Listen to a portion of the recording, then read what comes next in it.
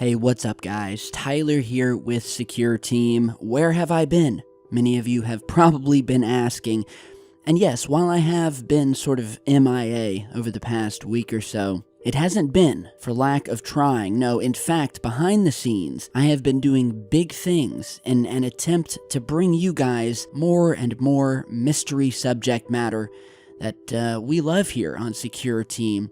And just over the past couple of days, I am excited to let you guys know that I have secured an exclusive interview, with a man that few of you may know or have heard about, but who back during the 1970s and 80s was the lead operator and founder of one of the CIA's most secretive remote viewing programs. And many of you may be asking yourselves, well, what is remote viewing, Tyler? Well, remote viewing is a practice of seeking impressions about a distant or unseen target, purportedly using extrasensory perception or sensing with the mind. In other words, it's kind of a sixth sense that a very small group of people have that allows them, through their mind, to gather information about a location or a structure or a person that could be thousands of miles away. Almost similar to what you would think of a psychic, but I assure you that remote viewing is much more than just some psychic ability, so much in fact that Stanford University and the CIA took a very keen interest. And so before we go any further, allow me to ask for you, just who is Russell Targ?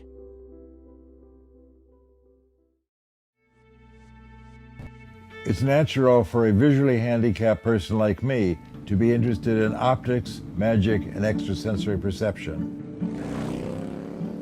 I'm a legally blind motorcycle riding physicist. In 1934, I was born in Chicago. I was a child magician. I used to perform magic tricks at birthday parties and art openings. As a magician, I understand how people can be tricked. That's always made me a better researcher, especially in a field like ESP. I left graduate school at Columbia in 1956, and in 1958, I began working on the earliest development of the laser. I was looking for a way to get into some kind of psychical research and still support my family. I heard that there was going to be a lecture at Stanford University, and there was a young physicist, Hal Puthoff, giving a lecture on psychic discoveries behind the Iron Curtain, American and Russian ESP. And I then went back and talked to my new friend Hal Puthoff and said, I think I got some dough. Let's talk to your management about creating a program. And he said that would be very nice. You just have to promise that you'll keep a low profile. So that was in June of 1972. And this led to the beginning of our program at SRI to investigate psychic abilities. I look forward to coming to work. Every day had a new miracle. I feel like the child magician finally got a job doing magic. So this interview that I'm going to be doing, likely this weekend, is indeed going to be with Mr. Russell Targ. Now, just to give you a little bit more of a rundown as to who this man is, well, there's actually a new documentary film that's due to come out sometime in early March, and that film is called Third Eye Spies. Maybe you've heard of it. Well, Third Eye Spies, this documentary, basically chronicles the lifelong journey of physicist Russell Targ, who is the co-founder of the Stanford Research Institute's CIA-supported ESP research program, and where over the years, Mr. Targ's quest has been to reveal to the world the reality of ESP, or these people with psychic abilities or sixth senses, and the fact that every intelligence agency of the US government has used what has become known as remote viewing in operations for intelligence gathering against the Soviets and others. And so you could say that you had a group of remote viewers, or people who had this sixth sense, the ability to use their mind to see things that were extremely far away. And this man, Russell Targ, was the physicist and the man who was running the entire operation and attempting to get it into the mainstream. Now, when hearing about remote viewing, you may remember a couple of videos that I posted a while back that surrounded the enigmatic abilities of what many have said was the single greatest remote viewer of our time, a man by the name of Ingo Swann. And well, what did Ingo Swann do? Well, if you see those videos, you'll know why I was so fascinated with him. Among other things, he was able to sit in a dark room, and he was able to then leave his body and travel out into our solar system towards the orbits of the Moon and Jupiter.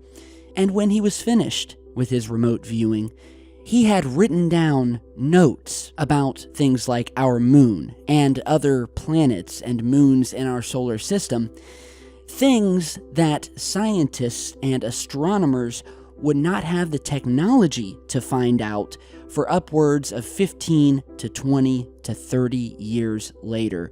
This man was able, through remote viewing, to expose things about our solar system, and it wouldn't be until years later, when we sent out our very first space probes out deep into the solar system, would this data that Mr. Swann collected through his remote viewing sessions finally become confirmed and legitimized.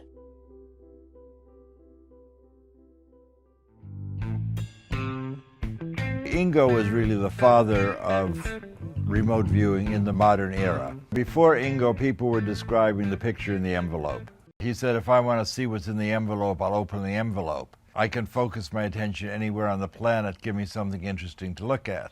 And he threatened to quit. And so we asked him, well, you know, what do you mean? What would you like to do? And he says, just send somebody out in the San Francisco Bay Area and I'll describe where they are.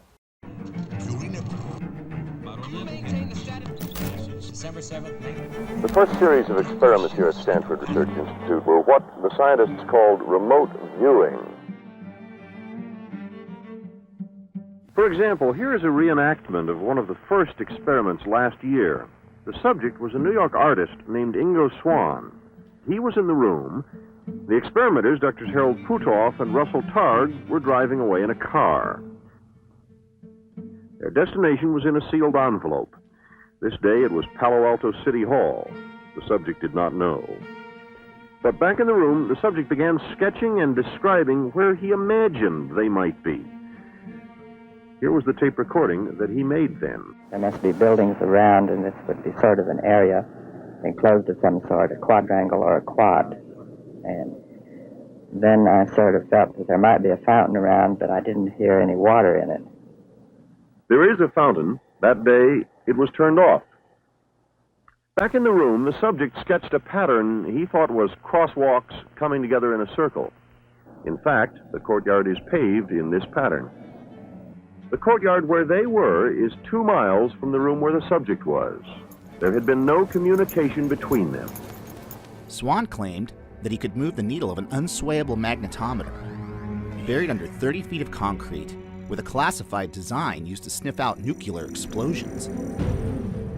It even had superconducting shielding. Its claim to fame was that nothing from the outside could affect it. Not only could Ingo perfectly sketch the design, but the needle moved, and nearly got them kicked out of Stanford for breaking the experiment. And that got the attention of the CIA. Okay, so far you've learned about Russell Targ, the man that we're going to be doing the exclusive interview with, the man that this documentary is about, and the man who oversaw this entire CIA-infused operation to use remote viewers to spy on others and to find out new things regarding space and who knows what else. You've also learned a little bit about some of these remote viewers themselves, Ingo Swann being one of the most prolific. And before we go today, I figure I'll just give you one more teaser clip. letting you into yet another remote viewer's life and an incident wherein which he clearly displayed the usefulness of his remote viewing abilities. So with that, I'm going to play you that clip, and before so, I just want to let you guys know to stay tuned, because as I move through the week with other videos, I'll be giving you updates as to when this interview is coming. As I said, there is a documentary coming out called Third Eye Spies. I'm going to get some more info on that, and maybe some links I can put down in future videos, but I really want to interview this guy and hear about some of the things that were discovered, particularly about the backside of our moon and other areas of space. So check out this last clip from the film. Let me know if you're excited about this interview, and I will see you guys back with much more in just a bit.